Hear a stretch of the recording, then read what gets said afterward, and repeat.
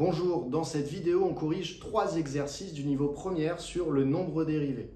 Cette vidéo fait écho à une autre vidéo qui ressemble énormément, c'est-à-dire que les 3 exercices ont été faits aussi dans une autre vidéo avec quelques petits changements. Ça peut vous permettre de vous entraîner si dans cette vidéo vous ne comprenez pas tout. Ce qui est abordé, premier et deuxième exercice, c'est calcul du nombre dérivé d'une fonction en un réel petit a à l'aide de la définition, c'est-à-dire à l'aide du taux d'accroissement.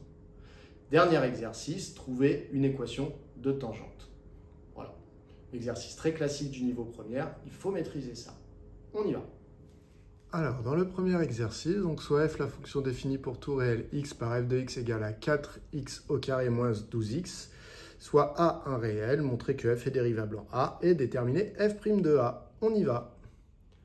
Alors, je commence par copier la définition de ma fonction f. Donc, pour tout x appartenant à grand R, f de x est égal à 4x au carré moins 12x. Bon. Le but, c'est de démontrer que f est dérivable en n'importe quel réel petit a et de trouver une expression du nombre dérivé f' de petit a. Pour cela, on va utiliser la méthode du taux d'accroissement, puisque c'est le titre de cette vidéo, c'est de justement retrouver un nombre dérivé à l'aide de la méthode du taux d'accroissement. Il est hors de question ici d'utiliser des formules plus générales que ce fameux taux d'accroissement. Il y aura d'autres vidéos pour ça. Là, on se concentre là-dessus. Donc, je vais choisir un a dans l'ensemble des nombres réels, soit a appartenant à grand R. Ça y est, j'ai choisi un a. Et donc maintenant, je vais chercher à calculer le taux d'accroissement pour la fonction petit f en petit a. Donc, pour tout h appartenant à grand R étoile, on va expliquer pourquoi l'étoile, eh bien, le taux d'accroissement de la fonction f en petit a, qui dépend du coup de h, est égal à f de a plus h moins f de a sur h. Alors attention, ici, c'est la virgule qui se trouve au-dessus, ça n'a rien à voir avec un prime ou quoi que ce soit. Donc ici, j'ai calculé le taux d'accroissement. Très rapidement, je vais représenter sur un graphique ce qu'il représente, ce taux d'accroissement. Donc quand je dis très rapidement, c'est voilà, je fais un croquis rapide. Si vous voulez des explications plus fournies, vous allez voir la vidéo que j'ai faite sur justement la définition du nombre dérivé. Donc, très concrètement, ici, lorsqu'on cherche f' de petit a, on cherche en fait le coefficient directeur d'une tangente à la courbe représentative de f. Une tangente, c'est une droite, c'est la droite qui ressemble le plus à la courbe si on zoome ici autour du point A. Ici, du coup, l'abscisse du point grand A, c'est l'abscisse petit a, c'est la valeur de petit a qui se trouve ici. Et que représente le taux d'accroissement? Eh bien, le taux d'accroissement ne représente pas le coefficient directeur de la tangente, mais il représente le coefficient directeur d'une droite qu'on appelle une sécante à la courbe. Donc, c'est une droite AB qui passe du coup par le point A d'abscisse petit a, mais aussi par le point B d'abscisse, alors justement petit a, mais à qui on a rajouté quelque chose, donc un petit h. Donc ici, l'abscisse de B, c'est a plus h. Donc le taux d'accroissement qui est là, en fait, c'est le coefficient directeur de la sécante AB. Pourquoi est-ce qu'il nous intéresse? Je le répète rapidement. Eh bien parce que ce taux d'accroissement ici, lorsque le point B se rapproche du point A, c'est-à-dire lorsque la distance qui est entre les deux abscisses, petit h, se rapproche de 0, eh bien la droite bleue se rapproche de la droite rouge. Ce qui veut dire que la droite rouge, dont on ne peut pas connaître de coefficient directeur a priori, puisqu'on ne connaît qu'un seul point, et que normalement pour calculer un coefficient directeur, j'ai besoin de 2 points pour une droite, pour faire la formule yb moins yk sur xb moins xa. Eh bien, je ne peux pas la faire pour la droite rouge, par contre je peux la faire pour la droite bleue, puisque je connais 2 points, le point A et le point B. Eh bien, justement, cette formule du coefficient directeur, c'est le taux d'accroissement. Encore une fois, si c'est un peu confus pour vous, allez voir la vidéo qui est faite pour ça. Je vous la mets en lien à la fin de cette vidéo-là. Donc, taux d'accroissement qui est là, coefficient directeur de la droite bleue. Donc, je vais commencer par essayer de simplifier son expression et ensuite, je vais regarder de quel nombre il se rapproche lorsque la distance petit h, ici, se rapproche de 0.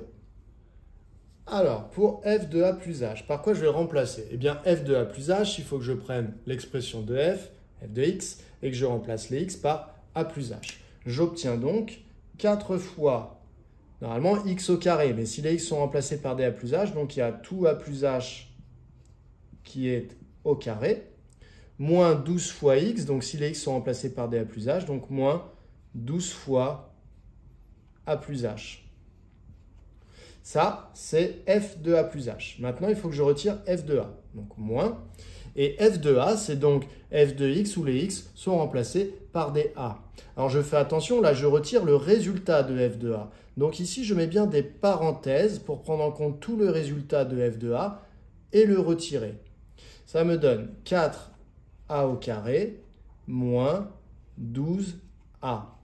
Si jamais vous ne mettez pas les parenthèses, le moins ne s'appliquera que au 4a carré et non pas au résultat de la parenthèse.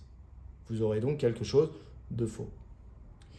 On va simplifier un petit peu l'écriture de ce numérateur. Alors, attention, ici vous pouvez remarquer qu'il y a a plus h au carré et qu'ici vous avez donc une identité remarquable du type a plus b au carré. On va donc la développer tranquillement et dans un premier temps, on peut garder le 4 en facteur. Donc a plus h au carré. L'identité remarquable qui est concernée, c'est a plus b au carré qui est égal à a au carré plus le double produit, c'est-à-dire 2ab plus b au carré. Donc ici, en fait, a joue son propre rôle. Par contre, h joue le rôle de b.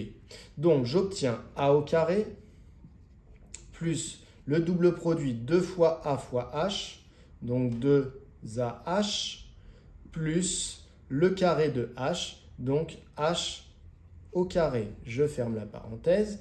Ensuite, moins 12 fois a, donc moins 12a, moins 12 fois h, moins 12h, moins 4a carré, donc moins 4a carré. Ici, je vais effacer le graphique qui me gêne dans ma rédaction, ou en tout cas une petite partie, et donc moins 4a carré, et moins 12a, donc plus 12a. Faites bien attention toujours à avoir votre trait de fraction ici, qui est plus grand que le numérateur et le dénominateur. Ensuite, eh bien ici, je vais pouvoir développer le 4 sur toute la parenthèse.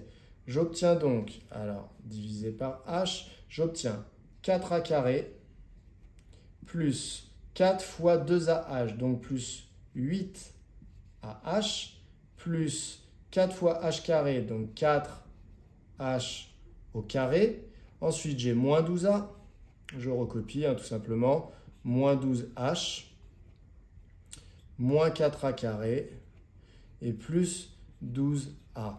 Alors, j'aurais pu déjà remarquer depuis l'étape précédente que ici, j'avais moins 12a plus 12a et que ça s'annulait. Bon, je peux le faire maintenant. Donc, moins 12a plus 12a, cela s'annule. Ensuite, est-ce qu'il y a d'autres choses qui s'annulent? J'ai 4a carré ici et moins 4a carré. Ça s'annule. Est-ce qu'il y a d'autres choses qui s'annulent? Ici, j'ai 8ah plus 4h carré moins 12h sur h. Bon, a priori, j'ai rien d'autre qui s'annule. Je vais donc simplement recopier ici ma fraction en essayant d'éclaircir un petit peu tout ça. Donc, ça me donne 8ah plus 4h carré moins 12h, le tout sur h. Quand j'en suis là, eh bien, je me demande si cette écriture me suffit pour conclure ou pas. C'est-à-dire conclure. Je vous rappelle que le but, c'est de faire tendre h vers 0 et de voir vers quoi tend le taux d'accroissement. Si le taux d'accroissement tend vers un nombre fini, eh bien, ça veut dire que j'aurai trouvé le coefficient directeur de la tangente, c'est-à-dire le nombre dérivé. Ce sera le fameux nombre fini que j'ai trouvé comme étant la limite. Donc, en fait, je me demande, est-ce qu'à cette étape-là, avec cette expression-là, est-ce que je peux trouver la limite du taux d'accroissement lorsque h tend vers 0? Si h tend vers 0, eh bien, je me rends compte qu'au numérateur, vous voyez, vous avez 8ah. Si h tend vers 0, ça va tendre vers 0. 4h au carré, si h tend vers 0, ça va tendre vers 0. Pardon. Et 12h, si h tend vers 0, ce nombre va tendre vers 0. Donc, le numérateur tend vers 0 lorsque h tend vers 0. Le dénominateur aussi, puisque le dénominateur, c'est h tout seul. Donc, si h tend vers 0, le dénominateur tend vers 0. Et donc, je ne peux pas trouver la limite de ce quotient. car je ne peux pas trouver la limite d'un quotient dont le numérateur tend vers 0 et le dénominateur tend vers 0. Donc je dois encore modifier cette écriture jusqu'à ce que soit le numérateur, soit le dénominateur ne tendent pas vers 0. La méthode, ça va être de factoriser par h au numérateur, puisque je me rends compte que tous les termes au numérateur possèdent h. Je vais donc factoriser par h afin de le simplifier avec le dénominateur. J'obtiens donc h facteur de 8a plus... Alors là, j'avais 4h au carré. Donc, si je factorise par h, cela me donne 4h. Moins, là, j'avais 12h. Si je factorise par h, j'obtiens 12. Le tout sur h. Quand vous avez factorisé, si vous n'êtes pas sûr de vous, vérifiez toujours qu'en développant, vous retombez sur l'expression précédente. Donc, h fois 8a, 8ah, h fois 4h, 4h carré, h fois moins 12, moins 12h. C'est bon. Maintenant, j'ai donc obtenu ici une factorisation. Donc là, j'ai une opération principale qui est une multiplication. Dénominateur aussi, puisque je peux voir ça comme h fois 1. Et donc, quand j'ai h multiplié par tout le reste, c'est-à-dire par tout le numérateur et h multiplié par tout le dénominateur, je peux simplifier par h. Donc finalement, j'obtiens 8a plus 4h moins 12 divisé par 1.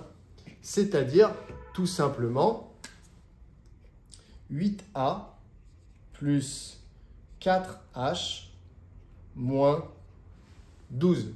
Donc ça, c'est le taux d'accroissement de f en petit a.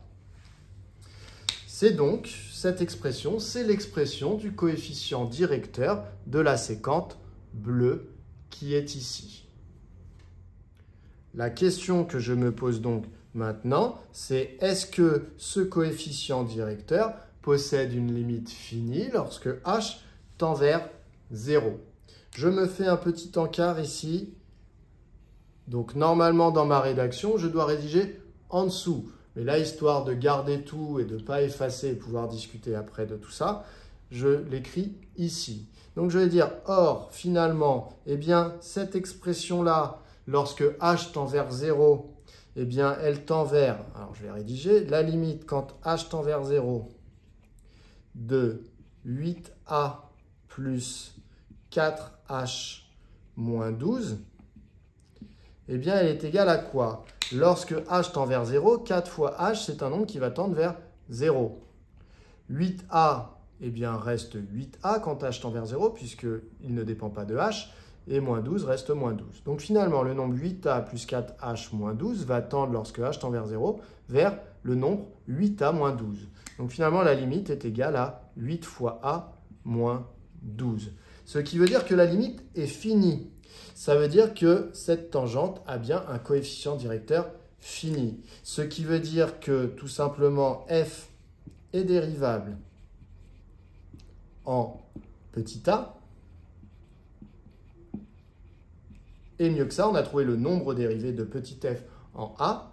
Donc on peut préciser que f' de a, finalement, donc f' de a qui représente le coefficient directeur de la tangente au point grand A, il est égal à 8a moins 12. Voilà, coefficient directeur de la tangente à la courbe au point A est égal à 8a moins 12. On passe à l'exercice 2.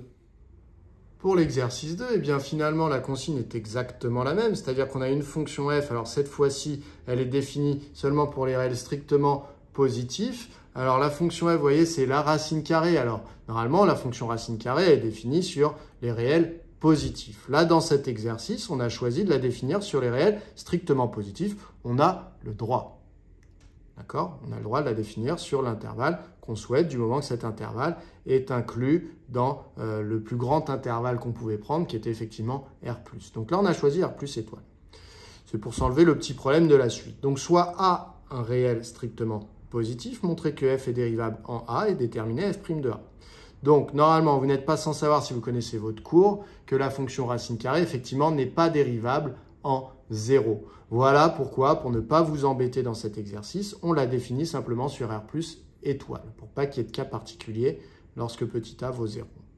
Donc ici, on prend un réel A strictement positif, on veut savoir si f est dérivable en A et que vaut le nombre dérivé en a. On y va. Je commence par réécrire la définition de ma fonction. Ensuite, je choisis un a dans l'ensemble de définition. Donc, soit a appartenant à R plus étoile, ou sinon, vous pouvez écrire aussi 0 plus l'infini ouvert en 0, hein, ce qui revient à écrire R plus étoile. Ensuite, eh bien, je vais devoir écrire le taux d'accroissement de f en petit a. Donc, pour cela, j'ai besoin de h appartenant à R étoile tel que, alors là, volontairement, je laisse vide pour l'instant. Donc, mon but, c'est de créer le taux d'accroissement de f en petit a. Et donc, ce taux d'accroissement, la définition, hein, c'est comme dans l'exercice 1, c'est f de a plus h moins f de a sur h. Donc, voilà pourquoi h, on a bien fait attention à ce qu'il appartienne à R étoile, parce qu'il est au dénominateur tout seul, donc il ne faut surtout pas qu'il soit égal à 0. Mais il y a une autre restriction, puisqu'en fait, ici, vous voyez, le h, il apparaît aussi ici dans f de a plus h. Donc, ça veut dire qu'en fait, je vais calculer l'image par f du nombre a plus h. Donc, il faut que je m'assure que le nombre a plus h a le droit d'aller dans f, entre guillemets, c'est-à-dire qu'il est dans l'ensemble de définition de f. Puisque a plus h, finalement, à la place de x, eh bien, il va se retrouver sous une racine. Donc, finalement, pour que ce soit bien le radicand d'une racine carrée, eh bien, il faut que a plus h soit un nombre strictement positif, ou tout au du moins positif. Nous, ici, on a défini la fonction f sur R plus étoile, donc je veux que a plus h soit absolument dans R plus étoile. Donc ici, on va préciser tel que a plus h appartient à R plus étoile. Comme ça, eh bien, on a le droit de calculer l'image de a plus h, puisque a plus h est dans l'ensemble de définition. Je répète une dernière fois, si a plus h n'était pas dans R plus étoile, ça veut dire que a plus h ne peut pas prendre la place de x dans le calcul de f de x, et donc je n'ai donc pas le droit d'écrire f de a plus h. Donc maintenant, on va remplacer par les expressions. Donc f de a plus h, c'est égal à la racine carrée de a plus h. J'obtiens donc racine de a plus h moins f de a, f de a, je remplace x par a, ça me donne racine de a, le tout divisé par h. Alors là, quand on en est là, on se dit, bon, est-ce que cette écriture me permet déjà de trouver une éventuelle limite? Ici, lorsque h tend vers 0, eh bien, racine de a plus h tend finalement vers la racine carrée de a. Et donc, le numérateur tend vers la racine carrée de a moins la racine carrée de a, c'est-à-dire le numérateur tend vers 0. Le dénominateur, quand h tend vers 0, il tend aussi du coup vers 0. Tant que le numérateur et le dénominateur tendent vers 0, je ne peux pas conclure et calculer la limite. Donc, tant que cela se passe, eh bien, il faut que je modifie l'écriture, ici, l'expression de mon taux d'accroissement. Donc, ce qui me dérange, il y a ici le fait qu'il y ait un signe moins avec mes racines carrées qui fasse qu'au numérateur, eh bien, cela va tendre vers 0. La technique, lorsque vous avez cette fonction-là, eh bien, ça va être d'utiliser l'identité remarquable qui consiste à dire a moins b facteur de a plus b est en fait égal à a au carré moins b au carré. Cette identité remarquable, elle est assez sympathique pour nous, puisqu'elle nous permet d'obtenir un nombre au carré moins un autre nombre au carré. Vous voyez ici, j'ai une soustraction, racine de a plus h moins racine de a, et j'aimerais bien que les deux racines carrées, entre guillemets, s'en aillent, se neutralisent, et donc du coup, en fait, j'aimerais bien mettre au carré le premier nombre et au carré le deuxième nombre. Bon, donc j'aimerais bien avoir le premier nombre au carré et le deuxième nombre au carré. Pas de problème, ça veut dire que lorsque j'ai la soustraction de ces deux nombres-là, donc racine de a plus h et racine de a, eh bien en fait, ça revient à avoir cette soustraction qui est ici. Donc le a, ce serait racine de a plus h et le b, ce serait racine de a. Eh bien en multipliant par a plus b, c'est-à-dire par racine de a plus h plus racine de a, eh bien j'obtiendrai un carré sur le premier nombre moins un carré sur le deuxième nombre, ce qui serait pas mal, ce qui reviendrait à faire disparaître mes deux racines carrées ici. C'est donc la technique qu'on va employer. Donc, je vais multiplier racine de a plus h moins racine de a par, eh bien, donc ça, c'est l'équivalent de mon a moins b Donc, je vais multiplier par l'équivalent de mon a plus b, c'est-à-dire racine de a plus h plus racine de a. Alors, bien évidemment, il est hors de question que j'écrive ça, puisque si j'écris ça, en fait, je me suis permis de multiplier le numérateur par un nombre, de ne pas toucher au dénominateur, mais dans ce cas-là, ça veut dire que ça n'est plus égal. Le calcul qui est ici, l'expression qui est là, n'est pas égale à l'expression qui est ici. Donc, pour que ça reste égal, au moment où je multiplie le numérateur par racine de a plus h plus racine de a, il faut tout de suite que je multiplie également le dénominateur par la même chose, c'est-à-dire par racine de a plus h plus racine de a. Pourquoi est-ce que j'ai le droit de le faire? Eh bien, finalement, quand vous multipliez le numérateur et le dénominateur par un même nombre, ça revient en fait à avoir multiplié votre fraction, qui était là, par numérateur, enfin, ce qu'on a multiplié ici, divisé par la même chose. Donc, en fait, ça revient à multiplier par 1. Donc, on a le droit de multiplier le numérateur et le dénominateur par un même nombre. Ça ne change pas la valeur de la fraction. Le but dans tout ça, c'était d'obtenir cet identitaire marquable ici. Donc, maintenant que je l'ai reconstruite au numérateur, eh bien, je peux remplacer par la forme développée de cet identitaire marquable. J'obtiens donc le premier nombre au carré. Donc, nous, le premier nombre, c'est racine de a plus h, eh bien, qui est au carré, moins le deuxième nombre, donc racine de a. Alors, je vais peut-être écrire ça en laissant un petit peu plus de place. Donc, égale racine, donc le premier nombre, racine de a plus h au carré, moins le deuxième nombre, donc celui qui jouait le rôle de b, hein, c'était racine de a.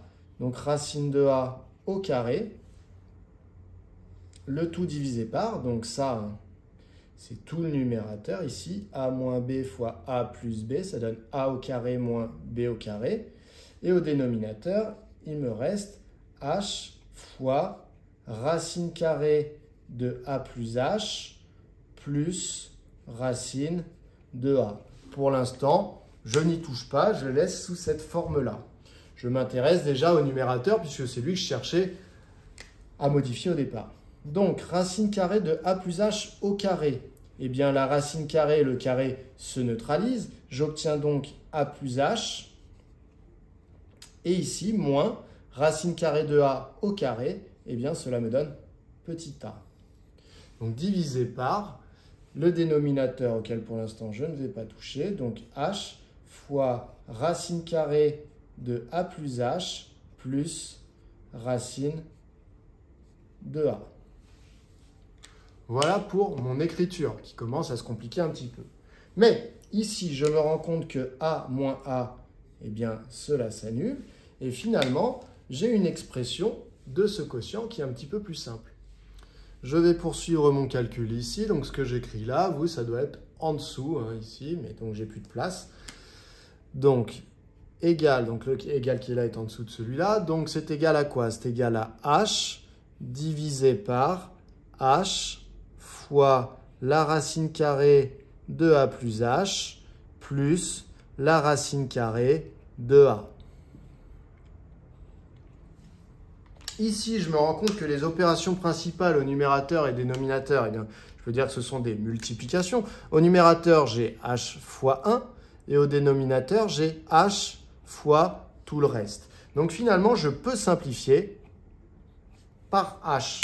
Cela me donne que le taux d'accroissement de f en petit a eh bien, est en fait égal à 1 divisé par racine de a plus h plus racine de a.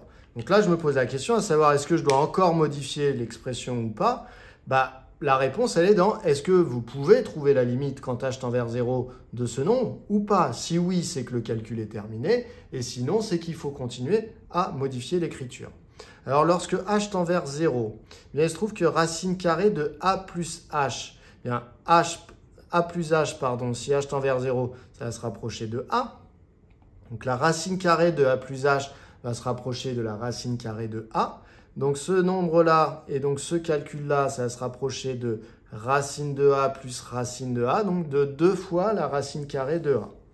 Donc, le taux d'accroissement va se rapprocher de 1 divisé par 2 fois la racine carrée de a. On est donc capable de déterminer la valeur de la limite. Donc on va le dire. Or, la limite, quand h tend vers 0 de 1 sur la racine carrée de a plus h plus la racine carrée de a, eh bien, est égale finalement à 1 sur 2 fois la racine carrée de a. On s'assure bien ici, c'est bien possible de faire cette limite. Cette limite est bien un nombre fini puisque le a ne vaut pas 0. Sinon, il y aura un problème. 2 fois racine de 0, ça ferait un dénominateur égal à 0. Donc, en fait, cette limite ici, on n'aurait pas pu l'écrire telle qu'elle. On aurait parlé d'une limite qui tendait vers plus l'infini. Bref, ici, on réussit à l'écrire comme a est différent de 0. Et donc, ça veut dire que f est dérivable en petit a, puisqu'on a trouvé un nombre fini ici. Et mieux que ça, on a le nombre dérivé en petit a qui vaut justement ce nombre-là, 1 sur 2 fois la racine carrée de petit a. Donc on a prouvé que pour tout a appartenant à R plus étoile, eh bien le nombre dérivé de la fonction racine carrée, f' de a, est égal à 1 sur 2 racine de a. Ce qui nous ouvre les portes de l'exercice 3. Alors, dans l'exercice 3, on nous donne une fonction f définie pour tout réel x par f de x égale à 5x puissance 4 moins 2x au carré. On admet dans cet exercice que f est dérivable en tout réel petit a et qu'on a l'expression de la dérivée f' de a qui vaut 20 fois a au cube moins 4a. Donc, en fait, cette expression-là, c'est ce qu'on aurait trouvé en faisant pour la fonction f, dont l'expression est ici, la méthode des exercices 1 et 2.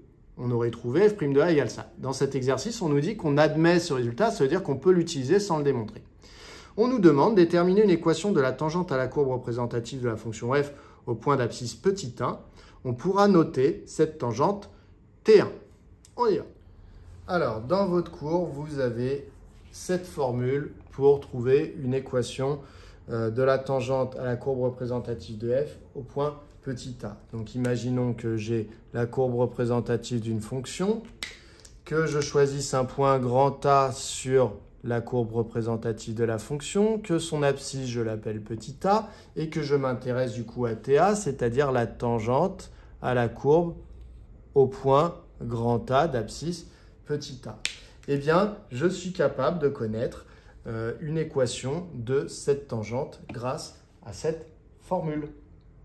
Nous, on nous demande dans cet exercice, eh bien, on nous demande la tangente au point d'abscisse 1. C'est-à-dire qu'on regarde le point de la courbe qui a pour abscisse 1. Alors, la courbe ne ressemble pas à celle-là, mais c'est pour le principe, j'ai tracé une courbe au hasard.